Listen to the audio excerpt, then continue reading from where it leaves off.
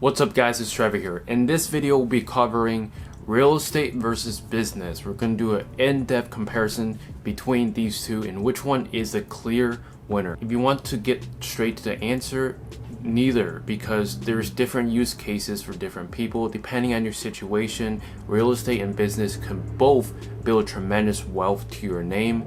Now if you want to get the more in-depth, make sure you watch the end of this video to hear why real estate or business is suitable for your needs. Alright, so we're going to put this into three categories. So one is going to be barrier to entry, how much capital, how much upfront money do you need to get into either business or real estate. And then return on investment, ROI, what kind of returns can you get in both of these. And then the most important one is going to be longevity, which one can build wealth long term. It's not all about short term bursts of income like business can provide you, but which one can provide you a long lasting amount of either cash in the bank or investments in equity into properties.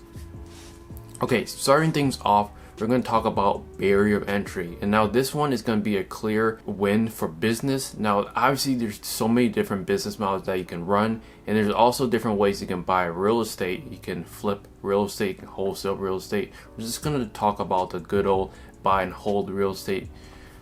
So if we're talking about barrier entry, if we don't take the extreme examples of $1,000 Detroit, Michigan homes and starting up a tech startup, business is generally going to be cheaper because you don't need as much money up front. Usually you can stay a lot leaner and you don't need to take on debt in order to start that business. Usually you can work a few months at a 9-to-5 job and save and start that business on the side. And this is one huge advantage with business, is that it is more accessible by people. With real estate, not only that you need to get qualified for loans, with qualification for loans you need 2 years of income prior, you need a good credit score, and a whole host of other qualifications to get even a loan to buy real estate. Now this does mean that this is higher barrier entry, which is technically good for a lot of things, but if we're talking about which one is lower barrier entry, meaning more people can attempt it, it's going to be business, because if we're talking about online business, that is going to be most accessible by anybody. Just set up a business entity, set up a website, and depending on what kind of business model that you want to follow, you can already start reaching out to clients. Or if you do e-commerce, you can start getting contact with suppliers and vice versa. So with business, this is a clear answer. I'm going to give the win to business in terms of lower barrier entry. Which one is just cheaper to get started? Business win. Alright, so number two, we're going to talk about return on investment, or ROI. Which one gives the best ROI? Now, this one is debatable, and I would agree with either one if you're going to say real estate or business. Business can provide fast ROI, meaning that you can turn over your money very quickly, even days or months, in worst case scenario, even years. If we're just talking about like startups, software startups, tech startups, and just like some sort of online business side hustle, maybe you're blogging, maybe you're doing YouTube, maybe you're doing e-commerce, affiliate marketing. There's so many business models out there that people are doing. So for return on investment, from taking someone that doesn't have that much money, let's say less than 5,000 to their name, and getting them above the 6 figures in net worth mark, business is going to be a lot faster. But you can also debate that real estate can also get you there more consistently and with a lower risk, and more people are able to attain that, because business is not for everybody. We can also say the same with real estate, but business, it requires a person to know how to execute, hire the right employees, plan out the business. This is going to come easier for some people, and it's going to be very, very hard for some other people.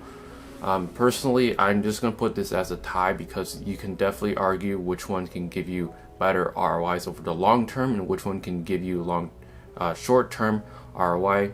Again, I'll give you a real life example. With real estate, you can see maybe the deals and the criteria that I'm looking at getting into is going to be like a 12% cash and cash year-on-year return, and then a 5 to 10% a year appreciation rate. On top of that, we have principal pay down, and then we also have tax benefits. All these combined can see over 60 to 100+% ROI on your investment year over year. But with business, you can also see 30, 40, 50% or even higher profit margins and ROI month to month.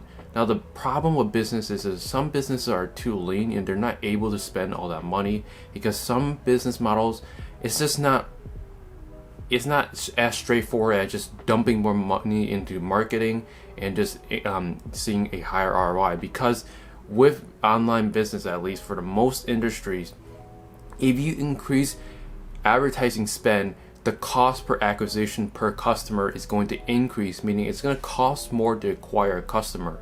And in the long run, if you have the back end set up and all that, without getting too technical, the more money you spend, typically it also means, depending on the industry, higher cost per conversion, higher cost to acquire a customer. Now there are ways to kind of go about this by diversifying advertising streams.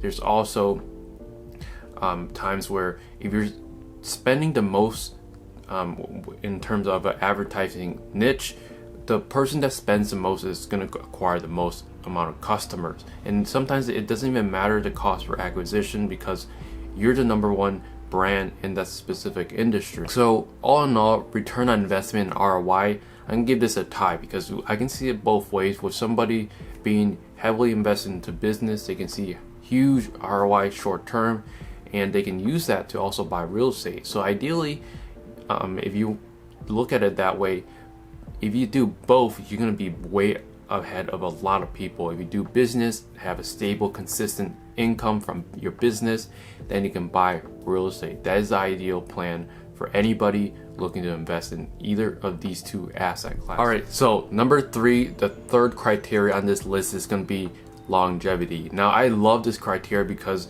with everything that I do inside my business, I always want to focus. I want to be focused in longevity. Why is longevity so important? It doesn't matter if you make $1,000 in a day every now and then, or just for a couple months, because at the end of the day, longevity is what builds your wealth. If you do the same thing over and over again, and you can only do it for 5 years with a business, but you can do it 30, 40, 50 years with real estate is going to win. And with what I see from most people, now this does not pertain to you specifically probably, but for most people, businesses fail after a certain amount of years. And a lot of people, and real estate is the industry that has made the most amount of millionaires. Now with real estate, there are also 4 ways to build money. You own equity in a property, the property appreciates, you earn cash on cash return from your tenants paying you rent every single month, and you get tax benefits, literally lowering your taxable income nearly to 0 with real estate. Now the same can be said with business. You have S Corp status, you have deductions, you have investment and retirement accounts for businesses, but with real estate, this is specifically designed for taxes. There's so many tax rules with real estate that you can lower your taxable income nearly all the way to 0. And this goes really crazy because of the 4 ways you can build wealth with real estate that we just covered, which is going to be cash on cash return, that monthly income from tenants, equity in the property. The more you pay it off, the more you gain equity in the property, appreciation, the amount of value that the property goes up over time, and then tax benefits. I'm not too technical on tax for real estate specifically, but I know there's tons of tax benefits for real estate. With that being said, maintaining a business is going to be a lot harder than maintaining a real estate portfolio, in my opinion.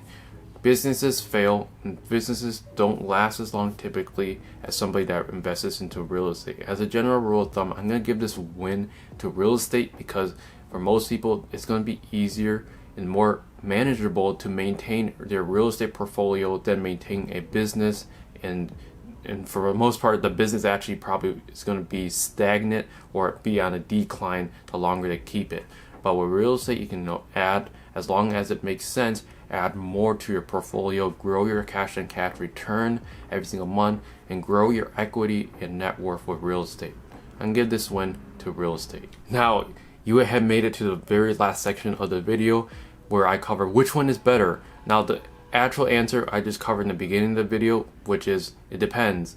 Which situation are you in?